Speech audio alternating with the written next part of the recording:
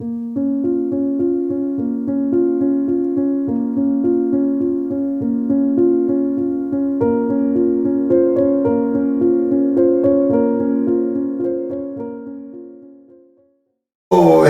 예수님이 십자가에 못 박혀서 돌아가셨어. 그죠?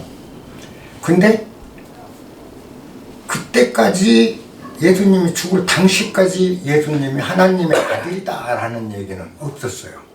하나님의 독생자. 그죠?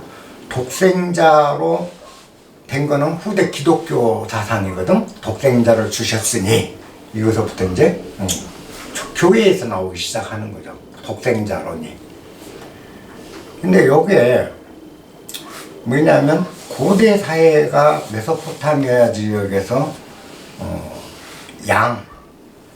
양을 잡아서 그 신에게 제를 올리던 그 습속이 있었다고. 습속이 양을 잡아서. 그래서 이제 아브라함조에 그런 얘기가 나오는 거죠. 근데 아브라함이 양의 피, 그죠? 양의 피를 하나님에게 이제 그 번제를 올리기 위해서 양을 잡으면 피가 흐른다는 거죠. 근데 이 피 흘림이라는 것이 뭔가 우리가 피를 흘린다라는 거, 피 흘림의 의미를 정확히 알면 이제 그 아브라함이 이삭을 잡으려고 했던 그 과정을 알게 되는 거죠. 피 흘림이 뭔가를. 최초의 인간이 피를 흘린 경우는 피 흘림의 이야기가 꽤 있는데, 최초의 그 피 흘림은 뭐냐? 아담하고 이브가 선악과를 따먹고 무화과 이파리로 칩으로 다 가렸단 말이죠. 그때 하나님이 에덴 동산에서 내쫓으면서 이 아담과 이브가 진 죄, 그 죄의 대가로 죄를 그 사하고 밖으로 내보내는 이 대가가 뭐였냐면 짐승을 잡아서 짐승의 가죽으로 옷을 입혀서 내보낸다라고 나와요. 그죠? 거기서 최초의 피 흘림이 나와요. 속죄에 대한 거는 우리가 뭔가 죄를 졌을 때 반드시 피 흘림이 있다는 거죠. 내가 흘리든 누가 흘리든 피가 흘러야 돼. 죄를 지은다는 건, 그 피를 흘린다는 건 자기 생명이 그만큼 깎아지는 거고, 자기 희생이 큰 거예요. 우리가 깨닫지 못하고 이렇게 미망에 빠져서 죽자 살자 헛된 삶을 살게 됐을 때 우리 생명을 소모하는 피 흘림이나 같다는 의미예요. 그게 메소포타미아 지역의 전승인 거예요. 그래서 근데 보세요, 피를 항상 피 흘림 얘기가 나올 때는 피를 그때 처음인데, 두 번째 가인이 아벨을 죽였을 때 하나님이 뭐라고 하냐면 땅에서 아벨의 핏소리가 들린다 그러거든. 핏소리가 들린다. 그건 뭐냐? 죄를 지은 건 피로 갚아야 되는 상황인 거죠. 우리가 그 자기 희생인 거예요. 그렇게 되고, 세 번째 피 흘림의 그 역사가 어디 있냐면, 이제 그 아브라함이 이삭을 죽여서 번제를 드리려고 했다가 양을 줘서 양을 잡는 데서 그 양으로 대속을 하는 거죠. 그죠? 자기 이삭 대신 양이 죽는 거예요. 요 신화가 예수님이 인간을 대신해서 순한 하나님의 양이 돼서 죽임을 당한다, 피 흘림을 당한다로 연결이 돼요. 그 다음에 세 번째 피 흘림이 또, 네 번째가 어디냐 보세요. 모세가 피치를 해요. 애굽에서 그 역병을 돌게 해놓고 이스라엘 족속들, 유대 족속들 집 문 앞에는 양의 피를 발라. 그죠? 그리고 표시를 한다. 그건 뭐냐? 이 애굽 지역의 그 수많은 죄에 대한 대속으로 역시 피를 사용을 해요. 그죠? 그러면 고대 사회에서 우리 동양도 마찬가지였습니다. 양을 잡아서 번제를 올리고, 그죠? 제를 올리고, 그 다음에 동맹을 맺을 때 입에 피칠을 하고, 이런 것들. 전쟁이 끝나면 포로들을 붙잡아서 그죠? 자기 아군들, 수많은 생명을 죽게 한 전쟁의 대가로 포로들에 잡아서 포로들을 태우거나 포로들을 그죠? 피를 마시거나 이런 걸 사표리라고 그러죠. 그걸 하면서 그 전쟁으로 죽은 영혼들, 이것들을 대속시키는 이 피의 논리가 있어요. 이건 전체적으로 우리가 영적인 면에서 보면 내가 알지 못해서 죄를 지었을 때 실제 피는 안 흔들려도 피는 우리의 생명이거든. 내 생명을 스스로 갉아먹는 거죠. 그래서 그걸 깨우쳐서 내가 하는 건 내 생명을 바치는 거나 다름없다. 대속이. 그 각오로 내 생명을 바치는 각오로 해야 비로소 깨어남을 일으킨다. 이렇게 가거든. 예수님 신화하고 아브라함이 이삭을 죽이는 신화가 같아요. 보세요. 아브라함이 이삭을 죽여서 이제 하나님이 이삭을 제물로 바쳐라 했을 때 이삭을 데리고 산에로 가요. 가는 도중에 이삭이 뭐라고 하냐. 불과 나무는 있거니와 번제를 올릴 어린 양은 어디 있나이까? 라고 물어. 그게 이제 창세기 22장 10절에. 그러니까 아브라함이 뭐라고 하냐. 그 다음 장에서. 아들아, 번제할 어린 양은 하나님이 자기를 위해 친히 준비하시리라. 그죠? 얘를 죽인다는 뜻이 아니에요. 죽인다고 지금 데리고 가는데 번제하는 거 네가 제물이다라고 하질 않고 하나님이 번제할 어린 양은 친히 따로 준비를 하신다. 이렇게 답변을 해. 그죠? 이렇게 답변을 한다. 그건 뭐냐? 자식을 죽이는 게 아니고 신화예요. 그죠? 하나님이 이 자식을 죽일 생각이 있는 게 아니라 대신 양을. 그죠? 그래서 이제 하나님이 시험한 건 바치는가 보자 했는데 가서 잡으려고 가서 묶고 칼을 딱 대려고 하니까 이제 염소를 보내준 걸로 끝나잖아요. 거기서는. 그래놓고 하나님이 뭐라고 한가 보세요. 이제 하나님이 다른 양을 잡게 해주면서 뭐라고 얘기하냐. 네가 이같이 행하여 내 아들 내 독자를 아끼지 아니하였으니 내가 내게 큰 복을 주고 내 씨로 크게 성하여 하늘의 별과 같고 바닷가에 모래알 같이 하리라. 보세요.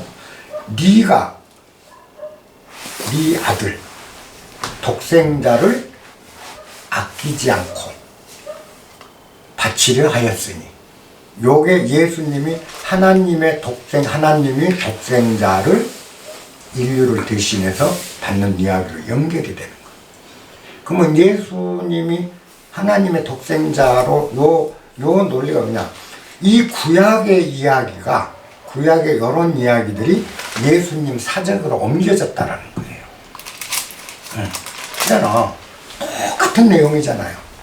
하나님이 인간을 아끼사 사랑하사 독생자를 주시고 독생자의 목숨을 하셨으니 독생자는 외아들이잖아요. 하나뿐인 아들. 그럼 아브라함한테 이삭은 어떤 존재인가를 여러분들이 생각해요. 아브라함한테 이삭. 그죠?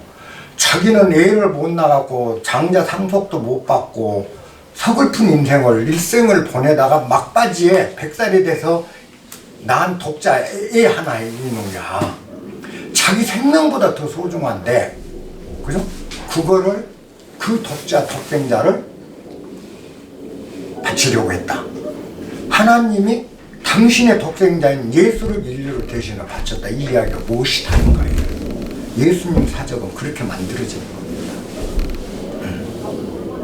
그래요. 그래서 이미 이 창세기를 이해를 하면 이해라서. 그러면 예수님이 피를 흘렸다.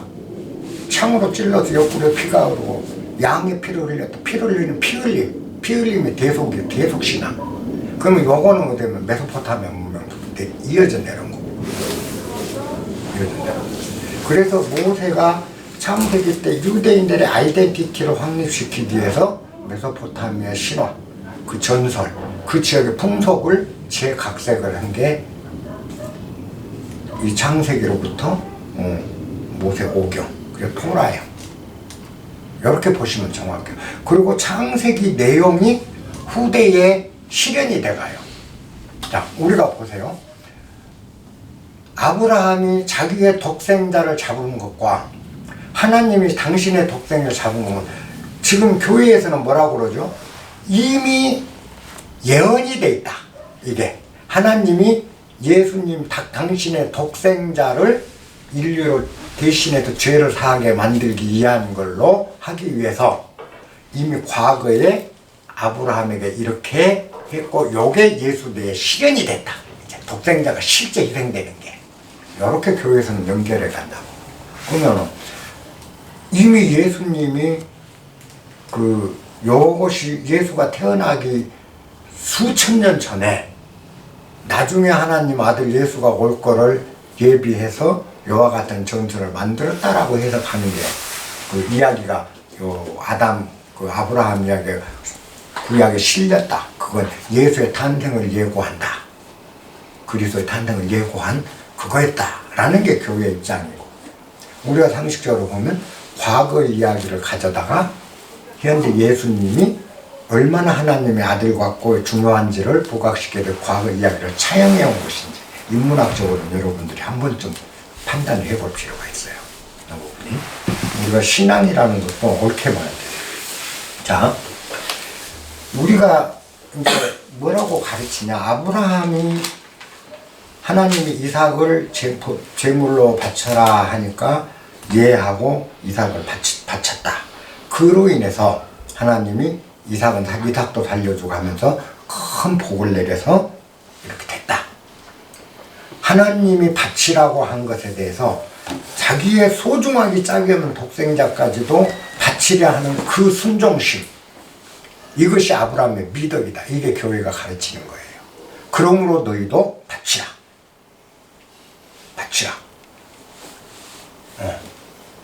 너 돈 몇 푼 바치는 게 뭐가 아깝냐. 아브라함은 자기 독자도 바치려고 그랬는데 바치라. 하나님이 바치는 걸 좋아해서 그 순종하는 걸 바치라. 자꾸 주라. 갖다 주라. 요래 갖고 오라. 한 것에 순종하는 자에게 복을 준 거다라는 게 교회적 입장인 거예요. 근데 이게 웃기는 거죠. 그러면은 여기서 우리가 순종해서 복을 받은 건지 순종해서 복을 받은 거냐? 아니냐. 그죠? 자, 요 의미는 하나님이 바치라고 한 것에 대해서 자식마저도 바쳤는데 돈 몇 푼 바치려고 한 거 애끼지 마. 요 논리로 이게 사용되고 있다고. 이건 참 큰 문제가 되는 거죠. 이게.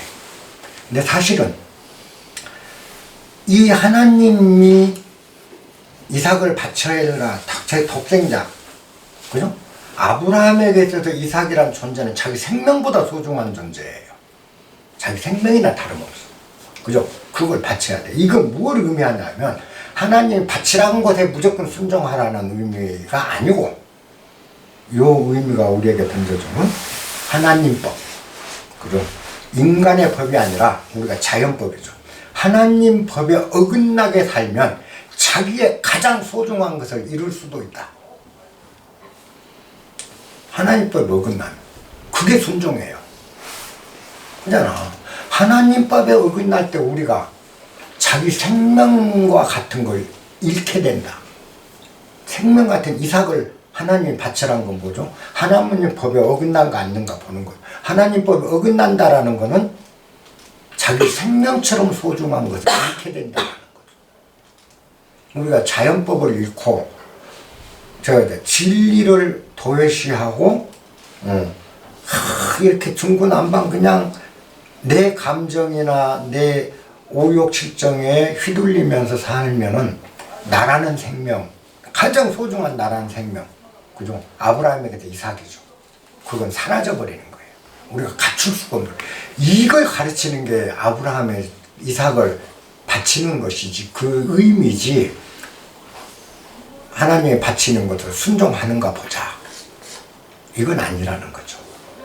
여러분들이 고울하셔야 돼. 자, 노자가 그죠? 전에 노자 공부할 때 곡즉전, 왕즉지, 그죠? 구불인즉 온전해지고, 그죠? 보존할 수 있고, 휘어진즉 바르게 될 수 있다. 와즉영, 파이면 채워지고, 그리고 와즉영. 그 다음에 폐즉신, 깨지면 새로워질 수 있다. 노자 22장에서 우리가 배웠죠. 아브라함의 일생을 보면 아브라함은 철저하게 곡즉전의 도를 깨닫고 곡즉전의 삶을 자기 삶 속에 곡즉전의 원리를 녹여낸 사람이에요. 그래서 철저하게 낮추고 철저하게 구부러지고 철저하게 아래로 내려가요. 힘센 자 앞에 바로 앞에 가서는 자기 아내마저도 누이라고 바치고, 그죠? 이건 뭐야? 곡즉전에 우리가 상상할 수 없을 정도로, 그 다음에 자기 조카인 롯을 구하기 위해서 목숨을 던지고 적진에 뛰어들기도 하고, 그죠? 아브라함이야말로 곡즉전 왕즉지, 와즉경, 낮게 파일수록 채워짐의 도리를 알았던 사람이에요. 그래서 자, 하나님 법에 완벽하게 가까이 간 거죠. 그래서 깨달음으로써 완전한 진리의 삶으로 살아갔던 사람이라. 노자가 얘기한 하류, 낮은 곳에 거하는 삶, 완벽하게 몸에 배웠던 사람이고, 그리고 녹여냈던 사람이 아브라함. 그래서 아브라함이 위대하고 우리가 상식적으로 찌질이 같은데 위대할 수 있어요. 노자가 그랬죠. 남들은 다 희낙낙 높은 대에 올라 봄 연애를 즐기는데 나 홀로 외로이, 그죠? 몸둘 곳이 없는 것 같다. 그 전에 노자에 나오잖아요. 아브라함이 그런 삶을 살았다. 그 삶이 하나님이 가장 축복할 수 있고 가장 기꺼운 삶. 우리가 보던 높은 자리, 좋아 보이는 거, 강한 자리가 아니라 그런 자리가 바로 하나님의 축복이 어린 자리라는 걸 아브라함이 실증적으로 보여주는 거죠. 그리고 그렇게 됐을 때, 그죠? 그렇게 됐을 때 이제 하나님 법에 어긋나지 않은 삶을 살았기 때문에 자기의 가장 소중한 이삭을 잃지 않았다라는 결론이 나오는 거예요. 그게 아브라함의 이삭과 아브라함의 의미예요. 하나님이 바치라니까 얘하고 모조리 같이 바치고 그걸 요구하면서 저 새끼가 순종하는가 안 하는가 보자 하는 게 하나님이랑, 그런 하나님을 놀라고 믿냐는 거예요. 그런 하나님 믿어서 뭐 하는 거죠? 하나님은 그렇게 옹졸하고 이상한 존재 아니잖아. 하나님. 그죠? 저 새끼가 바친가 하는가 보자. 이게 말이 안 되는 이야기입니다. 근데 그 바치라고 한 것에 마저도 순종했기 때문에 의인이다. 이렇게 가르친 건 뭘 의미할까? 그죠? 요걸 여러분들이 한 번쯤 아브라함을 생각해 봐야 된다. 자, 결국 이 아브라함의 일생 자체는 노자계의 곡즉전, 왕즉지, 와즉경. 이 삶이 아브라함의, 여러분들이 읽어보면서 노자 그걸 비교해. 얼마나 이 사람 삶은 그렇게 살았는지. 끝까지. 죽을 때까지 그렇게 하거든요. 아브라함이. 자, 그 다음에 이제 아브라함 이후에는 아브라함 아들 중에서 이제 그 이삭이 난 또 자식 중에 야곱 이야기가 나옵니다. 여러분들이 야곱을 이제 한번 그 공부를 해야 돼요. 자, 야곱이란 캐릭터를 한번 보십시다. 야곱은 어떤 인물인가? 야곱이란 캐릭터. 저 책, 태어날 때부터 지 형 발목을 잡고 나온 놈이야. 형이 먼저 나갈까 발목을 땡기면서 동생이 발목을 잡고 못 나가게 땡기다가 형이 그래도 나가니까 같이 딸려 나간 사람이 태어남 자체가 남의 발목 잡았던 사람이라. 그건 뭘 의미하죠? 야곱은 호승심이 굉장히 강하고 경쟁심이 엄청 강한 사람이었다는 뜻이에요. 호승심과 경쟁심이 강해. 그래서 태어날 때부터 형하고 다툰 거야. 누가 먼저 나갈 건지. 지가 먼저 나오려다가 안 되니까 발목을 잡았던, 이게 태어난 탄생이에요. 두 번째는 뭐죠? 호승심, 병 이겨야 되겠다는 거. 형의 장자상속을 팔려고 팥죽 한 그릇으로 장자를 큰아들 자리를 뺏어버려. 그게 야곱이야. 경쟁과 호승이죠. 이기는 거, 높이 올라가는 거, 싸워서 이기는 거죠. 노자는 뭐라 그러죠? 무릇 부, 불, 여청, 무릇 다투지 아니하니 천하 또한 그와 다툴 자가 없다. 그랬는데 얘는 다투는 거. 항상 야곱은 다투기 시작하는 거.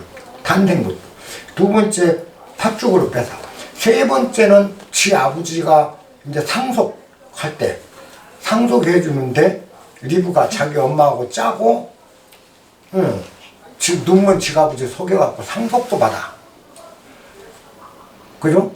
엄청나게 경쟁과 호승심이 강하다는 게 캐릭터가 야곱의 캐릭터예요. 근데 이 야곱이 축복을 받거든. 축복을 받는데 그런 야곱이 축복을 받았느냐? 아니에요. 야곱이 축복받은 건 그런 호승심은 결과가 어떻게 나갔냐? 나중에 에서한테 죽음을 당할까봐, 에서가 죽이려고 그래. 화가 나갖고 막 펑펑 뛰니까 에서한테 죽음을 당할까봐 하란 지역으로 자기 삼촌 집으로, 외삼촌 집으로 지 엄마가 피신을 시키고 외삼촌 집으로 가보라, 도망가라. 그래서 광야를 지나서 홀몸으로 이제는 도망자가 돼가지고 도망을 가기 시작해요. 그러다가 사막 한가운데서 저녁에 돌베개를 잔 처량하게 짝이 없는 거예요. 자기 신세가 완전히 최고의 자리, 모든 걸 다 가지려고 했는데 모든 걸 다 잃어버린 거예요. 실감하면서 노속을 하는 거죠. 그날 꿈에 하늘 높이 사닥다리가 걸리는데 하나님의 사자들이 오르락내리락 하는 거야. 이걸 봤어, 꿈에. 번쩍 깨. 그러고 뭐라고 그랬어요? 두렵도다. 여기가 바로 하나님의 자리라. 이렇게 얘기를 하잖아요. 그러고 그 땅을 베델이라 이름하고 거기다 돌비석을 세워서 기념하더라. 이게 뭘 의미할까 보세요. 그렇게 쫓기면서 이제 가서 처량하게 하는데 뭔가를 느끼기 시작한 거죠. 뭔가를 다 가지려다가 다 잃었던 나의 삶, 그리고 도망자가 돼서 도망가야 되는 거. 이게 뭐냐? 내가 이기면 된다고 생각했는데 이겨놓고 나니까 내 삶은 처절하게 오히려 더 파탄이 난 삶이라는 걸 알게 된 거죠. 그 자리가 깨달음의 자리예요. 그러니까 바로 이렇게 내가 높은 곳이 아니라 도망가고 이제는 누구에게도 저항할 수 없는 바로 이 내려앉을 대로 내려앉은 이 자리야말로 진리의 자리라는 것, 편안함의 자리를 편했을 거예요. 몸은 고달파도 쫓기지 않고 형한테 죽임 안 당하고 안전감이 있다는 사막.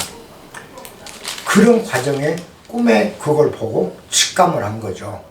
하나님 자리는 바로 이 사막적이다.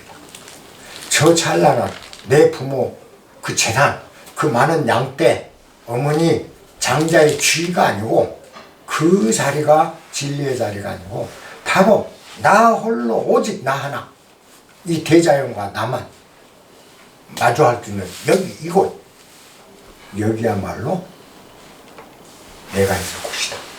여기야말로 내가 머물러야 할 자리라는 거, 하나님의 자리. 이걸 이제 안 거죠. 그 다음부터 야곱이 어떻게 변했어요? 철저하게 야곱은 내려앉은 삶으로 돌아가죠. 이제 자기 삼촌 집에 갔어. 가서 양을 쳐. 근데 둘째 딸이 이뻐. 그러니까 둘째 딸하고 결혼시켜달라고 하니까 7년간 더 일해. 그럼 결혼시켜줄게. 7년간 양을 치고 목동 생활을 해서 고생을 무슨살을 하고 나서 결혼식 날을 했는데 밤중에 딸을 바깥치게 하고 큰 딸을 먼저 탁 넣어본 거야. 이 아침에 일어나 보니까 이거 환장할 일이라. 자기가 원했던 여자가 아닌 거야. 왜 이렇습니까? 또 7년 후면 둘째 딸도 줄게. 또 7년 못 심어서 또 살아. 그죠? 아무 소리 안 차네요. 싸우고 그전 같았으면 어때? 이제는 내려앉은 거예요. 저항하고 쟁취하는 게 아니라 순종하고 내려앉은 거죠. 근데 또 7년을 봉사를 해서 이제 둘째 딸 얻어. 그러고 나서 재산이 없어. 그러니까 이제 그때부터는 이 사람이 힘으로, 무력으로 이런 게 아니죠. 이제 지혜가 생기는 거예요.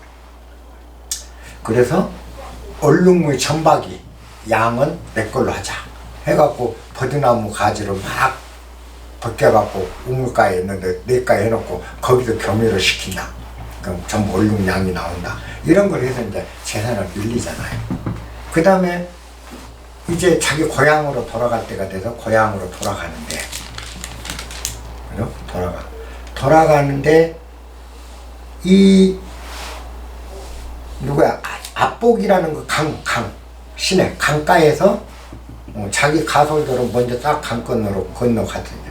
자기 형 예서를 만나면 예서한테 죽임을 당할 것 같아. 굉장히. 그러니까 어마어마한 양떼를 선물을 두 조각으로 딱 나누고 반을 예서한테 먼저 선물로 보내면서 잘못했다고 죄를 빌잖아요. 그러니까 예서하고 화해를 해. 그죠? 이렇게. 그러고 이제 강가에서 야숙을 하는데 그날 하나님하고 밤새도록 씨름을 했다.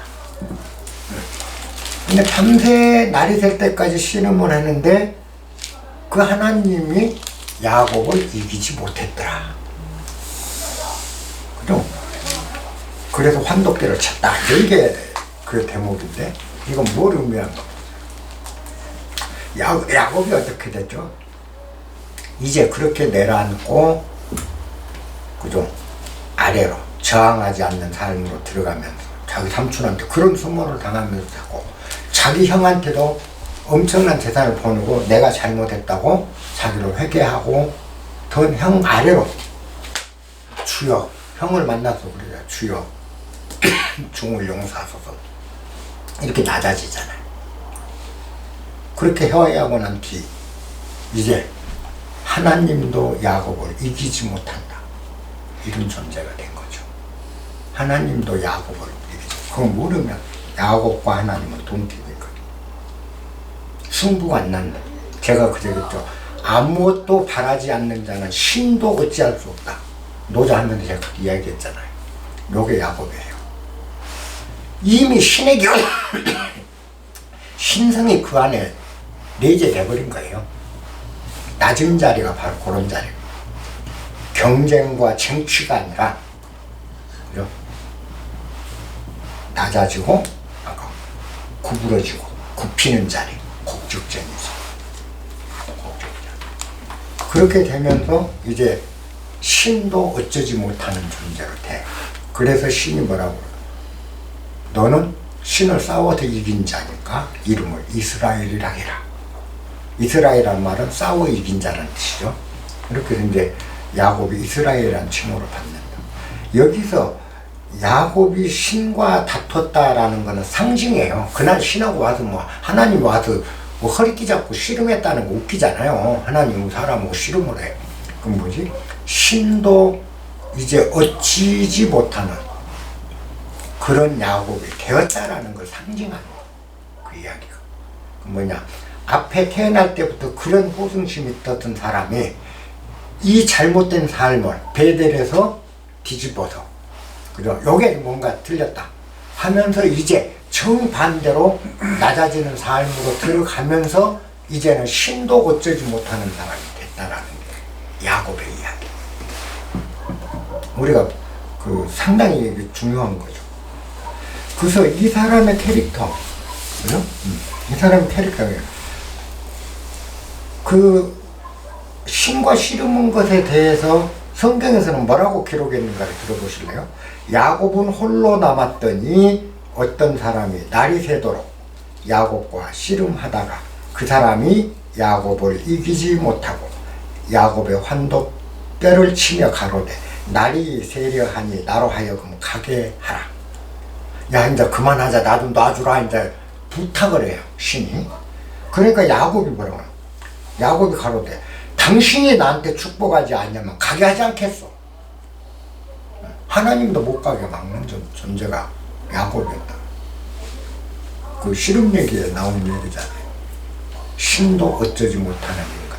그 우리가 노자에서 그랬죠. 나는 그 도가 무엇인지 모르지만 상제보다 먼저인 것 같다. 그 기억나죠? 하늘의 천재보다 먼저였던 것 같다. 그 앞선 자가 진리요. 신보다 앞선. 그러니까 인간에게 우리가 진리의 삶이라는 건 내가 신성을 깨닫는 거죠. 신성을 깨달아서 내 안에 신성이 들어와 있는 거죠. 그게 나와 하나님이 하나 돼. 예수님과 내가 하나 돼. 신성이 내 안에 들어오는 거. 그럼 신성이 들어오면 뭐죠?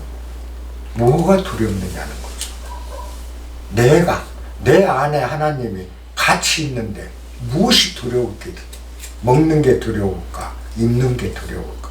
뭐가 두려울까? 내 안에 신이 임하고 계신데 이 신성이 내 안에 있으려면 뭐였냐? 우리가 알고 있었던 그런 사람들이 한 번쯤은 뒤집어 봐야 된다. 높은 곳이 아니라 낮은 곳.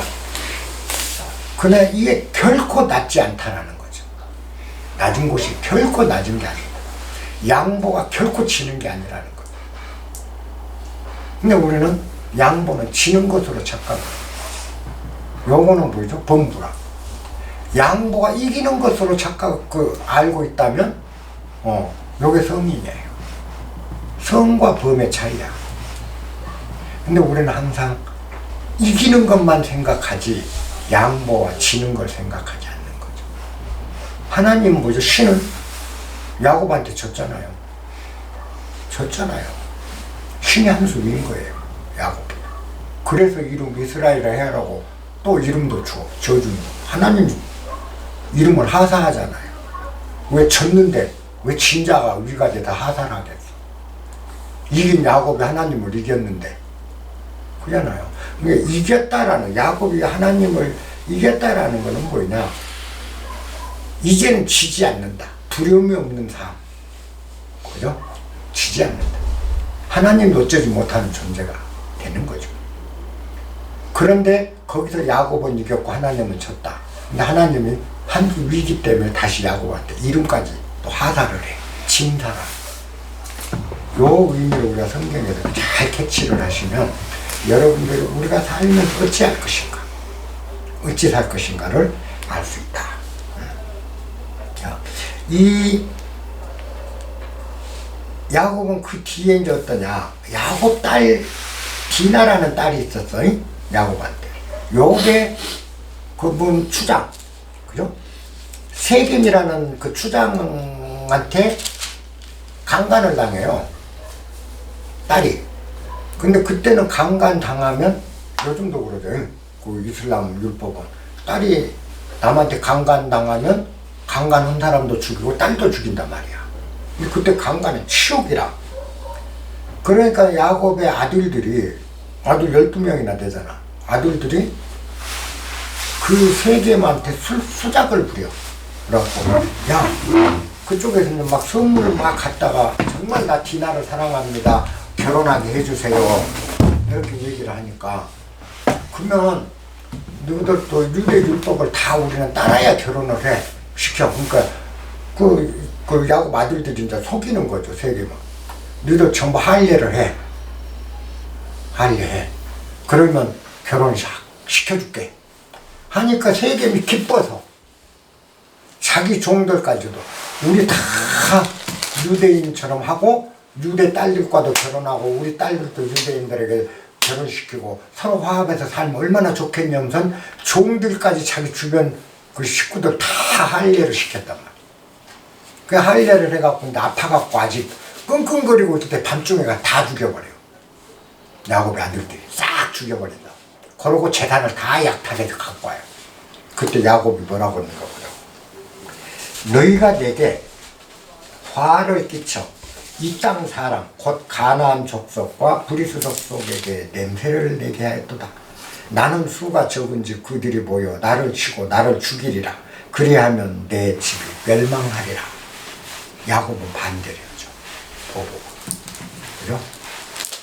주변에 자기 형 그거 다 뺏고 이랬던 사람이 자기 딸이 강간을 당해서 치욕을 겪었음에도 보복하는 걸 반대를 했단 말이에요. 니들이 그랬는데 이제 우리는 도망가야 된다.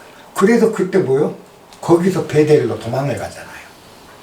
다행히 세겜 사람들이 쫓아오질 않았지. 다시 사막으로 도망을 갔다. 가솔들이 끄고. 그러면서 자기 자식들한테 얘기를 하는 거죠. 그럼 야곱이 초기에 비해서 후반생을 살면 어떤 것인가요? 그죠? 여기서 우리가 노자는 그렇게 얘기를 하죠. 그래서 성인은 성인 포일. 그래서 성인은 하나를 껴안아서 단 하나를 껴안아 천하의 법식으로 했다. 단 하나를 껴안는 거. 성인은 하나를 껴안는다 그래서 그 하나가 뭔가? 진리의 삶 하나 껴안는 거. 진리의 삶은 어디에 있다? 높아 보이는 곳이 아니다라는 거죠. 낮아 보이고 우리가 좋아 보였던 것들을 버릴 때 진짜가 나타난다. 저는 삶에서 그걸 많이 깨우쳤어요. 정말이에요. 그걸 버릴 때 진짜가 오롯이 솟아나더라는 거죠. 아, 여기였구나. 근데 그걸 바라보고 있을 때는 이게 안 보여. 이상하게 안 보여. 나는 야곱의 마음을 알아요. 왜? 똑같은 과정을 겪은 거예요. 나도 그렇게 살았거든. 더 경쟁하고 높고 보이고 좋아 보이는 거, 더 공부하면 훌륭해질 줄 알고, 더 많이 배우면 훌륭해질 줄 알고. 훌륭해지긴 아무리 많이 배워도 뭐가 훌륭해져요. 그 지식이 많은 거지 훌륭한 거 아니더라고. 그잖아요. 지식 아무짝에도 쓸모없어. 더 부자 된다고 훌륭해진 거 아니에요. 그냥 부자지 훌륭함과 부자는 전혀 다르더라는 거죠. 또 더 신분이 높아져서 대통령을 한다고 훌륭하냐? 아니에요. 훌륭함과 자리는 전혀 별개야. 그잖아요. 푸틴이 자리가 훌륭하다면 푸틴 훌륭해야지. 아니잖아. 이렇게 아니더라는 거죠. 우리가 좋아 보이고 추구했던 모든 것들이 정말 환상이고 나를 편안하는 건 아니더라는 거. 그게 나는 야곱의 마음을 아는 거야. 야곱이 얘도 그랬구나. 내가 야곱처럼 나도 그렇겠구나. 내가 딱 야곱 닮았네. 헤매다가 드디어 마지막에 이제 그 자리가 아니고 여기였다는 거. 그러니까 야곱을 보면 내 이야기인 거예요.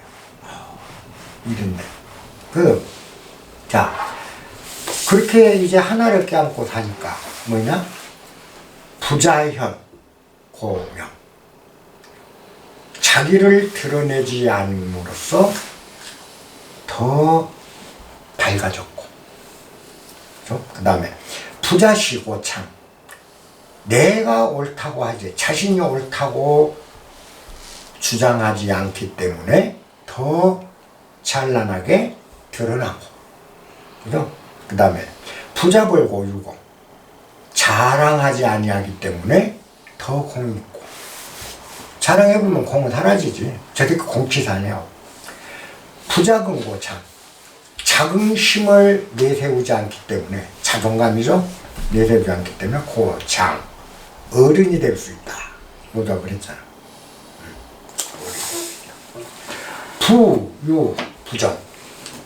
무릇 다투지 아니하니 고 천하 막능여 지제. 천하가 그와 더불어 다투지 않는다. 요게 누구의 삶이었죠? 아브라함의 삶이고 야곱의 삶이었다. 뭐 한치도 안 돼. 근데 우리는 뭐죠? 나를 드러내야 밝다고, 모든 사람이 알아줄 거라고 해서 나를 드러내기에 정신없어요. 근데 이 사람들한테 노자는 뭐라고 가르쳤냐? 그 성경은 부자현. 자신을 드러내려 하지 않기 때문에 고명. 더 밝아져요. 세상이 더 알아준다는 거. 그 다음에 부자시고참. 내가 옳다, 내가 진짜다라고 자시하지 않기 때문에 자기 내가 옳다고 주장하지 않기 때문에 참 세상에 더 밝은 모습으로 드러난다. 부자벌. 내 공치, 내가 했다고 자기 공을 내세우지 않기 때문에 진짜 그 사람이요 공인이. 그 사람도 다 그렇게 살아. 노자의 가르침과 우리가 같은 거예요. 그 다음에 부자긍. 자긍심을 가져라. 자긍심 어디다 쓸 건데? 자긍심 가져서 뭐 할 건데? 자긍심이 뭐야? 자긍심을 갖지 않기 때문에 어른이 될 수 있다. 그래서 아브라함이 지금까지 유대인들에서 제일 큰 어른이잖아요. 그죠? 제일 큰 어른이에요. 그 다음에 기독교 사상에서 뺄 수 없는 존재가 야곱이라는 큰 존재잖아요. 자긍심을 갖지 않았기 때문에 진짜 어른이 된 거예요. 장이 된 거예요. 부자금, 즉, 장, 고장, 부자금, 고장. 이렇게 하면 이 사람들은 다툼 없는 삶으로 들어가 버려요. 우리는 늘 다퉈요. 늘 내 안에서 다투고 있잖아요. 내 안에 온갖 것들이 투쟁해. 아침부터 저녁까지 내 마음에서 싸우고 있어. 근데 내 안에서도 그렇게 싸우는데 바깥 사람하고는 어때? 더 싸우지 뭐. 그러니까 갈등의 연속이라. 서방하고 갈등, 자식하고 갈등, 이웃하고 갈등, 누구 전부 이렇게. 근데 내 안에 다툼이 있기 때문에. 근데 보세요. 다투지 않는다. 내 안에 다툼이 없으면 천하가 나와 더불어 다툴 수가 없어요. 내 안에 다툼이 종식돼야 돼. 밖으로 다툼을 아무리 종식시켜도 내 안에 다툼이 남아있으면 다툼은 종식되지 않아요. 그래서 바깥을 다스리려 하지 말고 나부터 내 안에. 내 안에 평온부터. 내 안에 평온을 유지하는 길은 뭐냐? 남녀에 살지 마라. 선숭배 사상을 재빠르게 제거하라는 거예요. 선, 숭배하고 선을 섬기는 자가 되지 마라. 왜? 내가 이게 선이라고 그걸 숭배하기 시작하면 그 선을 위해서 나를 희생할 수밖에 없어. 그러면 내가 희생되는 건 아파요. 구원받지 못해. 피 흘림, 아까 피 흘림이 생겨. 구원받으려면 내 생명을 던져야 돼. 피를 흘려야 돼. 그럼 뭐 내가 구원받기 위해서 내 피를 흘리지 않으면 안 된다는 거야. 선숭배 사상이 우리에게 그만큼 그게 선악과가 이렇게 이어지는 거죠. 그래서 아브라함이나 우리 그 야곱 같은 분들은 선을 숭배한 사람들이 아니에요. 야곱 선 숭배한 사람 아니잖아요. 태어날 때부터 그렇게 다투고 왔잖아요. 그 다음에 살면서 야곱이 계속 선을 숭배했나요? 자기 장인하고도 헤어질 때 장인의 양들을 어떻게 강교하게 자기 걸로 만들어요.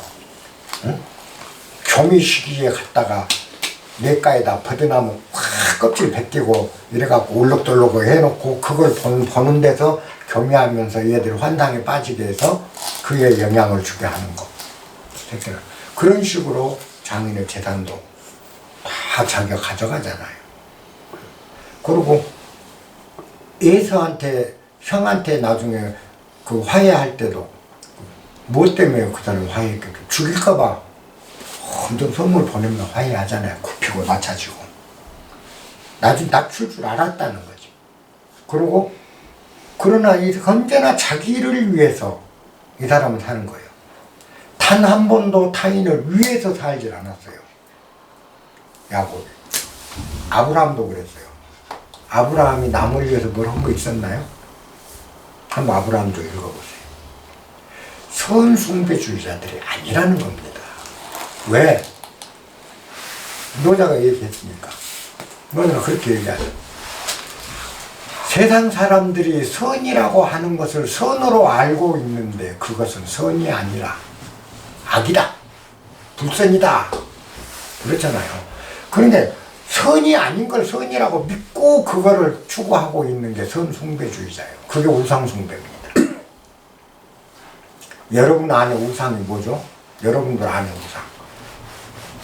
우상을 섬기지 마라 십계명이에요. 여러분 안에 우상은 무엇들인가를 한번 보라는 거예요. 너희들의 우상이 뭐냐는 거예요. 이건 선이니까, 이건 정이니까. 여러분들이 멋대로 정해놓은 이 우상을 위해서 여러분들이 몸 바치고 있는 거예요. 여러분들의 우상, 나의 우상이에요. 그잖아요. 그 우상을 없애라는 거예요. 송아지 무슨 금으로 만든 거 해놓고 거기다 절한다. 저 절간에 돌로 부채 만들어 거기다 절한다. 이게 우상이라고 착각들 하고 있으니 이 종교가 우리에게 무엇을 주고 있는지 우리는 멍청 몰라. 아무것도 모르는 거예요. 다 잊어버려. 정말 우상은 여러분들이 갖고 있는 거고 내가 갖고 있는 우상이 뭔가 한번 생각해 보세요. 여러분들의 우상은 뭐예요? 우상 섬기지 마라 그래요. 자식을 위해서 나는 이렇게 하기 위해서 이렇다. 요걸 딱 섬겨놓고 그걸 위해서 다 하잖아요. 그게 진정한 자식을 위한 건지도 반문마저도 못해보고 진짜 자식을 위한 건지 자기 생각을 위한 건지 그 자기 생각이 우상이잖아요. 그래서 제가 항상 나는 내 생각을 믿지 않는다. 항상 의심해요. 난 내 생각 못 믿어. 믿었지가 않아. 왜? 이 생각 자체가 우상이더라. 무엇보다도 자기 생각에 속고 있다. 그래서 요 내 안에 우상이 있는 한 그 우상을 위해서 내 안에서 다툼이 끊임없이 일어나. 근데 우상이 사라지면 내가 섬겨야 될 대상이 없잖아요. 그죠? 선도 악도 나는 섬기지 않는 거죠. 하나님도 사탄도 섬기지 않는 거죠. 내가 섬기는 게 아무것도 없어요. 그럼 이제 섬기는 거 하나 뭔만 남게요? 섬기지 않는 것을 섬기는 거죠. 섬김이 없는 섬김이 되는 거예요. 그냥 나만 있는 거예요. 그냥 나로 사는 거예요. 그래서 이제 섬기는 게 없어. 내가 섬기는 게 없으니까 다투질 않아. 속이 다툴 수가 없는 거예요. 내 우상이 사라지는 건 그거예요. 우리가 착각하는 게 이데올로기. 보수냐 진보냐 전부 이데올로기인데 이게 뭐냐면 선입니까? 악입니까? 그잖아요. 모든 전쟁은 어디서 나와요? 지가 이것이 정의라고 믿는 데서 나온 거야. 푸틴은 지금 저기를 우크라이나를 때려 부수는 게 정의예요. 그게 선이야. 만약 푸틴한테 그런 우상이 없다면 우크라이나하고 전쟁이 일어났겠어요? 없잖아요. 우리가 살면서 중국과 우리 관계도 마찬가지고 북한과 우리 관계도 마찬가지예요. 다 우리가 생각하는 이 생각 자체가 선이라고 생각하고 이게 정의라고 우리가 믿고 그걸 섬겨버리는 거예요. 그게 우상숭배에 빠져있는 거죠. 그런데 이제 우상을 섬기지 않고 나 안에 우상이 사라지면 다툼이 없다. 부유부정 무릇 다툼이 없으니 고 천하 망능 여지생. 천하가 그와 더불어 다툴 자가 없다. 다툴 수가 없다. 다툼이 사라져버리는 거예요. 우리가 성경 창세기가 중요한 게 이제 이런 것들을 다 담아놓은 겁니다. 그래서 모세의 위대함도 바로 그런 거죠. 그 실제 메소포타미아 지역 점토판에 있던 그런 것처럼 모세는 그 당시 사람이니까 전승되어간 메소포타미아 이야기들을 유대인들의 아이덴티티를 구축하기 위한 모세 오경을 하면서 각색을 했고 그 각색하는 과정 안에 이야기들의 아브라함조에는 이 이야기를 담고 야곱조에는 저 이야기를 담고 이제 요셉조에도 요셉도 똑같아요. 요셉도 오만 망작이 짝이 없었던 아이가 오만 방자한 대가로 처절하게 깨지잖아요. 노예로 잡혀가, 노예로 팔려가. 노예는 인간의 최하층까지 떨어진 거잖아. 떨어졌을 때 호련히 구원이 오는 거예요. 요셉 이야기 실체냐 아니냐가 중요한 게 아니에요. 구원받은 거. 노예가 됐을 때 비로소 애굽의 제일자를 차지하는 거예요. 이게 구원이다. 오만 방자할 때는 벌을 받았고, 그죠? 노예가 됐을 때는 재상이 돼요. 요게 하나님 법이에요. 요게 도자가 얘기하는 거예요. 돈은 하류야. 돈은 아래쪽에 흐른다. 우리가 보는 높아 보이고 선해 보이고 착해 보이고 지들처럼 보이고 뭐처럼 보이고 하는 건 다 우리 생각이야. 그 자리가 아니다.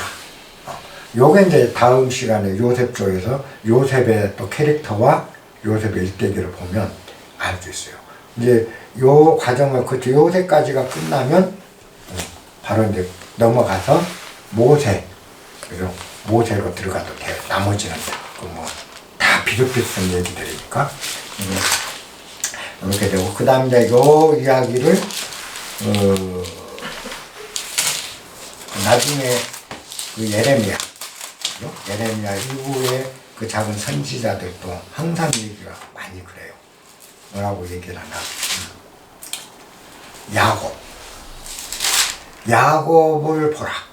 선지자들 그 예언서에 많이 나옵니다. 야곱은 자기 형의 발목을 잡고 나오고 형의 자리를 빼앗은 대가로 하느님으로부터 벌을 받지 않았느냐. 야곱이 사막을 헤맬 때 하느님으로부터 구원받지 않았느냐. 미가서에 나와. 요 얘기가 뭘 의미한가. 그 사람들은 알고 있었던 거예요. 선지자들은. 그러니까 나중에 예언서에 그걸 후대에 그 얘기를 하는 거죠.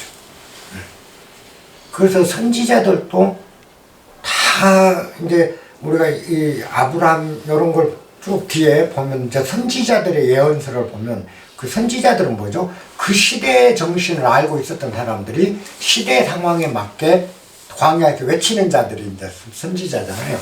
그죠?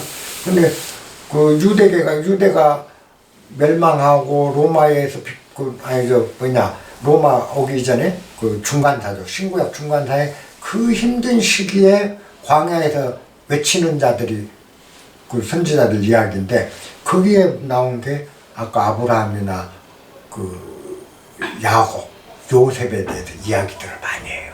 거기 보면 그랬을 때는 하나님한테 버림받았는데 이럴 때는 구원받지 않느냐라는 식으로 얘기를 해간다는 거죠. 이게 연결이 돼야 돼요.